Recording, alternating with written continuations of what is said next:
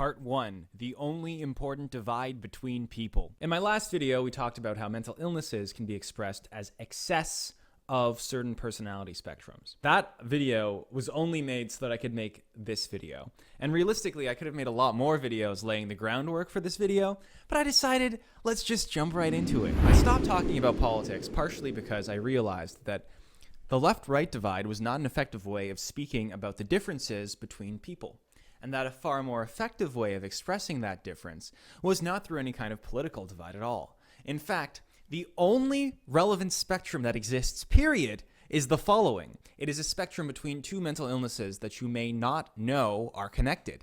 It is autism and schizophrenia. The autism-schizophrenia spectrum is perhaps the most important spectrum. It's a spectrum that goes back to the very dawn of time and human history, and also it relates to all of the following spectrums: dopamine and serotonin, verticality versus laterality, depth versus width, innovation versus iteration, creativity versus stability, yin and yang, male and female, introversion versus extroversion. Now, I am going to frame this lens as an excess of openness to experience contrasted. Now, I say an excess implies bad. Mental illnesses are good, of course, and you should aim to be mentally ill. A lot of people call me a mental health advocate, and it kind of annoys me because I'm not a mental health advocate. I advocate for having mental illness. I'm not sure where they're getting this from. So, openness to experience can be described as the fundamental battle between autism and schizophrenia. And this, my friends, this is the only relevant divide in any kind of spectrum that you can use to divide people. Throw out all your other personality models. Myers-Briggs, trash. Political compass, throw it in the garbage. This is all you need. Now, when I talk about autism and schizophrenia, I'm not really talking about the medical terms, although I kind of am, but really we're talking about the way that people use terms like autistic and schizophrenic to refer to certain patterns of thinking. Because we're using these terms a lot, I've noticed, and I don't think we're just saying them without knowing what they mean. I think we know what they mean, and I'm just trying to elucidate and maybe better describe what it is that we're talking about when we use terms like autistic or schizophrenic. Part 2, neurodivergence and openness to experience. Neurodivergence is basically the idea that autistic people, rather than being mentally ill as we understand them, a better word for them is neurodivergent, because they think differently in a way that neurotypical people think, but the way that they think differently could provide them certain advantages in certain ways that our world just doesn't recognize. This could seem like a cope. It could seem like people who are inherently inferior are trying to justify their existence. But when you start to think about it, they're right. Autism actually is a form of neurodivergence. What they miss is that on the other end of the spectrum, there's another form of neurodivergence that I call schizotypy. Schizotypal people are more likely to believe in weird, mystical beliefs, right? Things that don't make sense to the average person because some weird lateral connection has been made in their head between two unrelated topics and just won't unstick. And sometimes these lateral connections form in very weird ways. I mean, you could get someone who unironically thinks that you need to align all political extremes to help each other out in order to defeat the centrists, which is something that nobody else believes. I say schizotypal, but a better word for it is just schizo, because that encompasses schizoids, schizophrenics, and schizotypals, all in that big cluster A. So yes, it's the schizo-autism spectrum. Now look, I'm not a psychiatrist. I'm not telling you that to discount what I'm about to say. I'm telling you that as a flex. Because the psychiatrists haven't figured this out. It's just me. I'm going to reference studies in this to prove my point, but you should probably know that I looked for those studies to prove my point. So it's really just aesthetic. For example, here's a study that shows that different kinds of inflammation during the fetal stage affect what kind of mental illness you'll get on the autism schizophrenia spectrum. And if you have a form of like quick inflammation that happens like early on and damages you quickly, you get autism.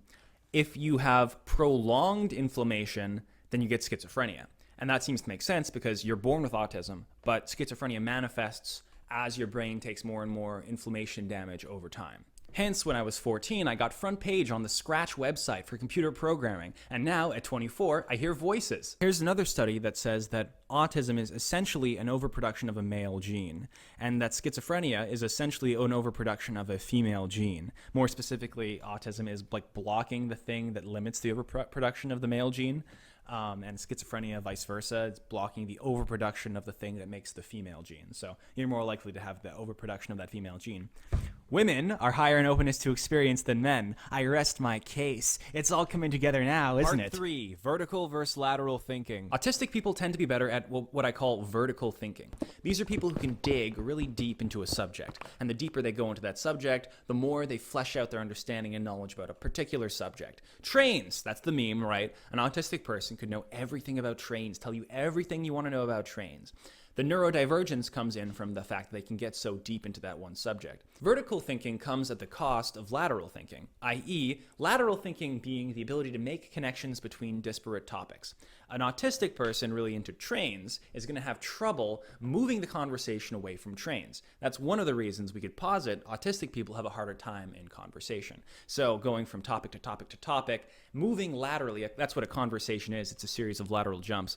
That can be difficult for an autistic person to do because they're so interested in that one topic and not so much in everything else. On the other end of the spectrum, we have the lateral thinkers. These are people who make the lateral connections. And these lateral connections can be extremely important and impactful. I mean, 99% of the time they're not. They're just crazy, and we recognize them as crazy and outcast them from society, as we should. But the 1% of the time that they are not crazy or they are onto something, they end up making a new religion, new business, new idea, new cult, whatever, you name it. In order to fully describe autism and schizophrenia through the lens of openness to experience, we have to draw a lot of parallels between this spectrum as one of the fundamental personality traits in human beings and the symptoms of autism and schizophrenia. For an autistic person, if you break their regimented mind, their framework, their structure. Their framework is really solidified. So if you like move a chair around, for example, in their kitchen, then that could freak them out because it's like a whole new kitchen, right? Like the chair needed to be there and now it's not there. Ah!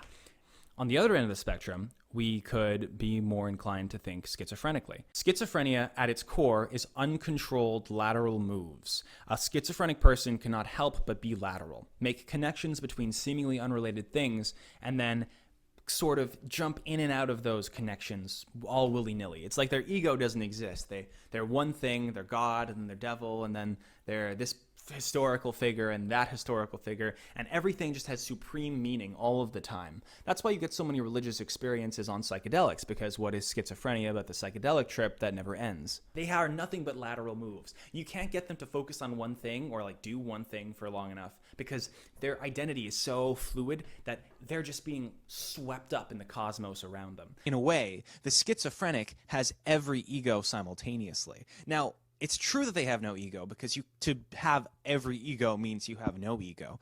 But the schizophrenic can inhabit any ego. Egos are frameworks. They can jump from framework to framework, no problem. But the core thing inhabiting that shell is nothing. It's a ghost. It's an absence of something. And so the most dopaminergic people on the other end of the spectrum are the least self-aware. Because when you get into something, when you get dopaminergically into something deeper and deeper and deeper, the more deep you go, the more self-awareness you lose. This theory doesn't make any sense, though, because psychosis is associated with too much dopamine. So if that made sense to you when you heard it, just believe it and ignore what I just said there. I am not making the case that schizophrenia is a form of neurodivergence because it's just not. There's not a lot of upside.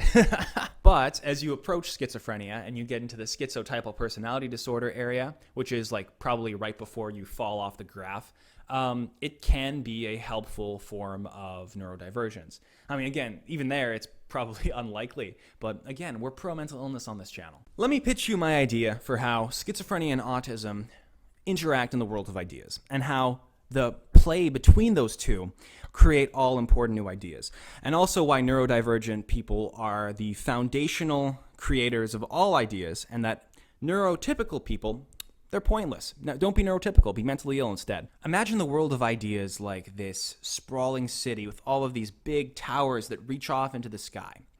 Now, the autistic people are really good at getting to the top of one specific tower. Most neurotypical people, they get maybe midway up a couple of different towers. Maybe they like to wander a little bit far outside of the city, but they don't go too far because that'd be spooky.